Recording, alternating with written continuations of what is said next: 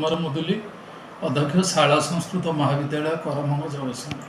शिक्षार बड़ दिग हूँ सारस्वत व्यक्तित्व एवं समाज सेवा। जड़े शिक्षक सामाजिकता नथिले शिक्षक शिक्षादान हो पारनि।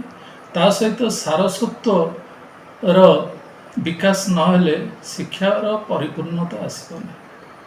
तेणु ये सहित अंगांगी भाव जड़ित जहाँ को डेवलपमेंट करिया द्वारा व्यक्तिगत स्तर रे एवं सामाजिक उन्नति हो पार। कर्म कहले कर्मर परिपक्वता एवं कर्म निपुणता दरकार। समस्ते कर्म करिवे। कर्म भी विभिन्न प्रकार अच्छी, खराब कर्म अच्छी, भल कर्म अच्छी, किंतु कर्म निपुणता दरकार। मु जड़े शिक्षक ता धीरे निपुणता हवा दरकार, ता धीरे अभिज्ञ हवा दरकार। जो थे आज मते उच्च स्थान मिलूँ सामाजिकता स्तर रे मु प्राय 100 अनुष्ठान द्वारा सम्मानित होईछि। दुईटा डॉक्टरेट पाई।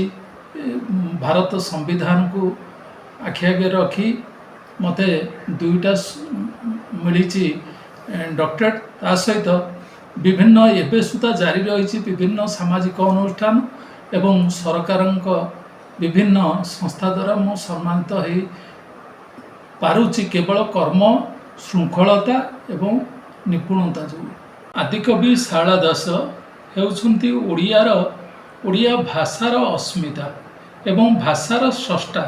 जदि शारदा दास नथान्ते एवं शारदा दासंक महाभारत जदि संस्कृत ओडिया न हो पारि थांदा ताहले आज ओडिया भाषार विकास हो पार न। ओडिया अस्मिता को आमे आज उपभोग करि पारि न। तेणु शारदा दास होउछन्ति ये माटीर महाकवि, जगतसिंहपुर गौरव, भारतर गौरव, ओडिशार गौरव एवं विश्वर गौरव। जे शारदा दास प्रचेष्टा करिछन्ति जे महाभारत को सार्वजन्य करने को समस्तंक द्वारा आदृत होइछि शारदा दासंक महाभारत एवं चंडी पुराण। एक बड़ प्रतिमूर्ति 1924 मसीह 2024 मसीह अनावरण कराई।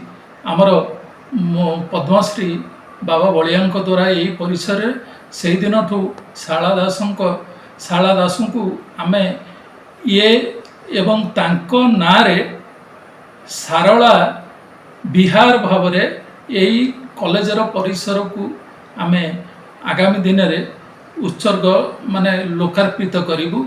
एगुड़ा शाला बिहार हम।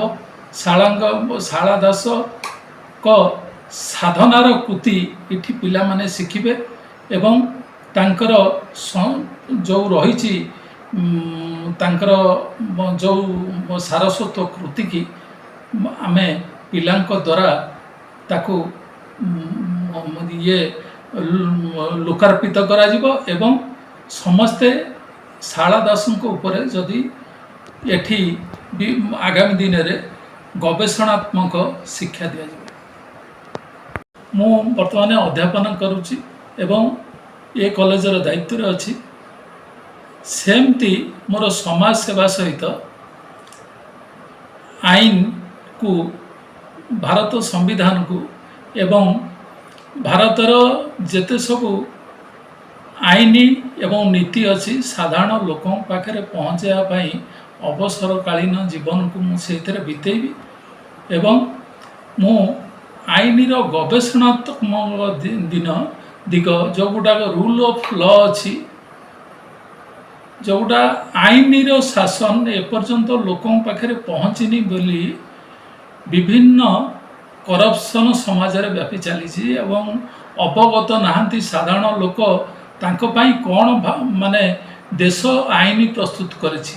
मु ताकू सार्वजन्य करी लोकों पाखु जीवी से या नहीं अवसरकालीन जीवन बीतेबी।